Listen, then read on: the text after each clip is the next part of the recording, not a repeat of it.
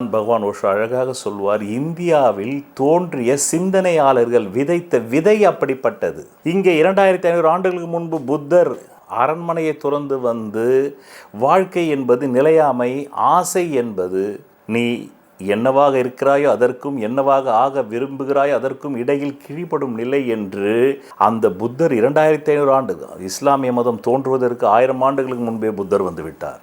கிறிஸ்துவம் தோன்றுவதற்கு 2000 ஆண்டுகளுக்கு முன்பே, 500 ஆண்டுகளுக்கு முன்பே புத்தர் வந்து விட்டார். அதற்கு முன்பு மகாவீரர் இருந்தார், பிறகு ஆதிசங்கரர். இங்கு எல்லாமே ஆன்மீக கொள்கைகள். பரம்பொருளுக்கும் தனி மனிதனுக்கும் குப்பனுக்கும் சுப்பனுக்கும் ஈஸ்வரனுக்கும் சரஸ்வதிக்கும் குப்பாய்க்கும் என்ன தொடர்பு என்பதை பற்றிய சிந்தனையைத்தான் இந்தியாவில் எல்லோரும் விதைத்தார்களே தவிர, நாடு பிடிப்பதற்கோ மதத்தை பரப்புவதற்கோ அந்த மத கொள்கையை ஏற்றுக்கொள்ளாத மக்களை கழுவில் ஏற்றிக் கொள்வதற்கோ சொல்லவே இல்லை. அப்படி பல முகமதிய மன்னர்கள் செய்திருக்கிறார்கள். பல கிறிஸ்துவ மன்னர் குடும்பங்கள் செய்து நம் இந்தியாவை 500 ஆண்டுகளுக்கு மேல் 700 ஆண்டுகளாக அடிமைப்படுத்தியது முகமதிய நாடுகளும் கிறிஸ்துவ நாடுகளும். அந்த சிந்தனை தான் இன்றைக்கு ஸ்ட்ரெய்ட் ஆஃப் ஹார்மோஸில் வெடிக்கிறது.